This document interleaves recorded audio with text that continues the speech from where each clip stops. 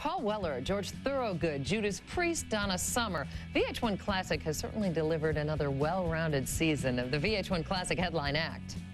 And premiering today, what is certain to be yet another classic episode. It's the VH1 Classic Headline Act featuring Queen, the story of a little band from London, England that became an international sensation, creating some of the first music videos ever made and recording an anthem that fans across America have stomped to at just about every major sporting event, with the possible exception of perhaps tennis and golf.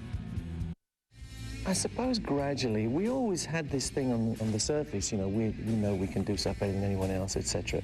We had this kind of insane confidence, but I suppose the real belief came around the time when we started really writing our own material for the first album. We thought, okay, we do have some things to offer here. Put your hands in the air! Now, without further ado, the Headline Act! The Queen came together through colleges. We were all at different colleges in London. We were students, but we all had a sort of shared ambition, and we literally formed the band as students. And it was quite a long and varied history, and we stuck together for a few years and eventually got a record deal, and eventually, you know, things turned out okay. Well, it's kind of well known. We were all at colleges, you know, we were supposed to be the bright kids, you know, but we weren't studying music. We were studying, in my case, science, in Roger's case, dentistry, John's case, electronics, and Freddie was in graphic design. So none of us are really kind of training to be musicians, but the bug took hold of us. And what got us together was a notice board, a little notice that I put on the board saying I want a drummer. That's how I got Roger. And Freddie was around. I mean, I still don't quite know how Freddie really walked into my life, but one day he was there and he was telling us what he thought about us. He used to come to our shows and he'd say, oh, it's fantastic, the guitar playing's brilliant, drumming's brilliant, but you should do this and you should do this. And we thought, what the hell are you on about, you know? And then gradually we realized that he had some very good ideas, and much later we realized that he could sing. Keep your eyes open for Return of the Champions, a live 2-CD set from Queen plus Paul Rogers. The set comes packed with the classics that put Queen on the map. Also look for the companion DVD containing extensive bonus material like show highlights and backstage and rehearsal footage. That'll be released October 24th. We always envisaged the Queen sound as being very grand, very deliberately over the top, if you like. Very lush, very full of harmony and melody and tone and sound. Big, powerful, and able to be aggressive in the way that hard rock can be, but always with the vocals sitting on this layer on top. That was the hard thing to do in the beginning. Put your hands in the air! The Headline Act! I think the fact that the four of us wrote, and the four of us were a real collective and a real team, and that, you know, it might have seemed to some people like Freddie was the leader. Well, there was no leader. We were all very argumentative and competitive and had our own different thoughts on things, and which is why there are so many different influences in the music that come through. So it made for a diverse sound, I think, you know, the fact that there were four individuals all fighting their corner. What made Freddie an outstanding frontman? He was a man of exceptional mental strength.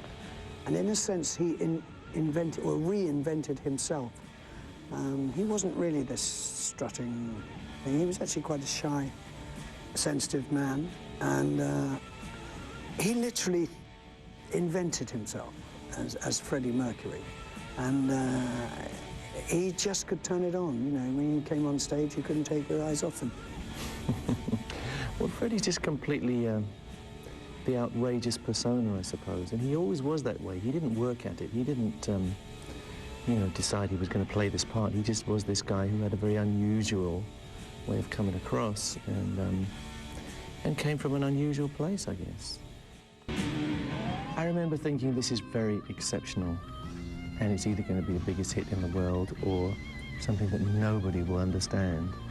And it just worked out well, I suppose. I mean, this is, you know, if you're talking about Bohemian Rhapsody, this is very much Freddie's brainchild, and he knew pretty much how it was going to come out. Yes, again, we all input, But he's, in this case, masterminding the progress of this thing, you know, and looking after the baby as it grows in the studio. Well, we thought it was a good piece of work, a really very good piece of work.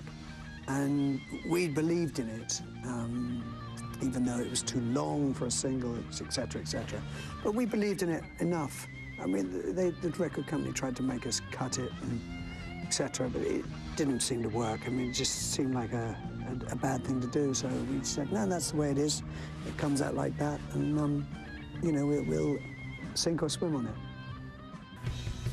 Keep your eyes open for Return of the Champions, a live 2-CD set from Queen plus Paul Rodgers. The set comes packed with the classics that put Queen on the map. Also look for the companion DVD containing extensive bonus material like show highlights and backstage and rehearsal footage. That'll be released October 24th. Well, I think unless you have faith that you will be successful, I think you probably will never be successful. So, yeah, I think, but you look back and you realize what the odds are against it, and you think, wow, how could we ever be so arrogant as to think that we were going to be successful? I'm amazed myself that the music has so much life to it these days. It does seem to be outside time. I think we were perhaps lucky, or I don't know if it was deliberate or not, but we seemed to write in a way that wasn't really contemporary with the time we were in. You know, it was kind of stepping outside. And so the stuff sounds pretty fresh these days, I must say. I'm quite amazed myself.